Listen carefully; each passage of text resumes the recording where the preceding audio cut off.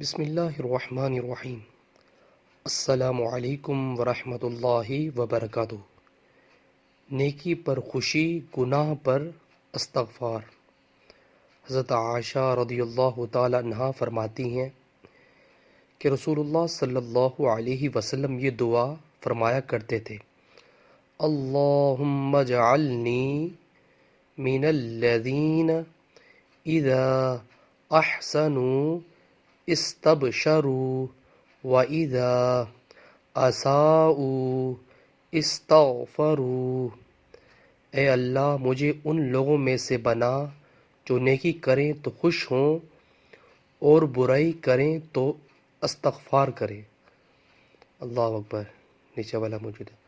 سو viewers, اللہ تعالیٰ سے دعا اللہ تعالیٰ ہمیں بھی اس حدیث پر عمل کرنے کی توفیق عطا فرمائے۔ جزاک اللہ۔